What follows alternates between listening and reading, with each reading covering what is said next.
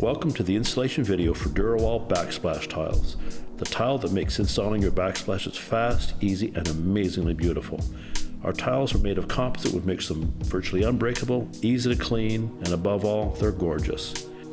Measure the width of the tiles and make a series of marks all the way up each side of the wall. Next, using your chalk line, make a series of lines for each row of tiles. If you don't have someone to hold the other end, put nails at each mark and hook on. Makes it nice and easy. We're going to be applying our adhesive next, and you're going to want to apply the adhesive in nice, even 1/4 inch to 3/8 of an inch wide beads.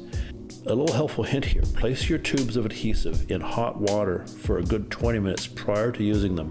That will soften it up and make it a lot easier to apply. This would be a good time to remove any electrical outlets and light switches, which will get reinstalled afterwards. We're going to be installing the tiles in a brick pattern or a 50-50 offset. Mark your tiles halfway, use a set square, and cut the tile 2 or 3 times to make sure you cut through the wear layer, and then just simply snap the tile in half.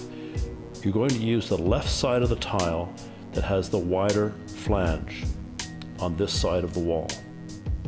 Next, you're going to set your tiles out in the pattern that you're going to be installing to make sure that the colors are well distributed. You don't want to have 2 dark tiles beside each other. Starting at the bottom right corner of the wall, press the first tile into place with the smaller flange towards the bottom. Then next, place the half tile into the first tile. So you're going to install row by row alternately. On the third tile, notice how it locked the end in first and then press it into the wall to make sure that the end joints are nice and tight. So now we're going to have to cut out around this outlet. Mark the width and the height accordingly. Use your set square to scribe the lines for an accurate cut. And don't worry about being too perfect. The plate will hide any inaccuracies in your cut here. Now to cut this out nice and easily, drill at the corners first with a 1/4 inch to 3/8 of an inch sized bit. That will make it easy to turn the jigsaw blade.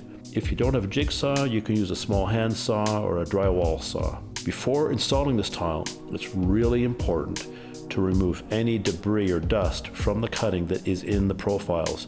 Now just install this cut tile next to any other regular tile. Before starting the 3rd and 4th rows, install your entire starting double row from right to left all the way to the end. And when you get to the very end, don't worry about making that joint too tight. Leave a 1/16 of an inch, because any gaps around all 4 sides of the tiles are going to be sealed with bathroom and kitchen grade clear silicone. Now notice when I'm tapping once in a while, that's to make sure that any little gaps between previously installed tiles are locked tight to allow the easy installation of the next row. If a tile doesn't want to close properly, there's probably a little gap somewhere. When it comes to installing the very top row, which is about half of a tile wide, don't pre-cut all your tiles to the same size because that gap may not be the same width all the way along. Measure as you go, cutting 1 tile at a time. There you are, as easy as that. Install your light plate switches and your job is finished.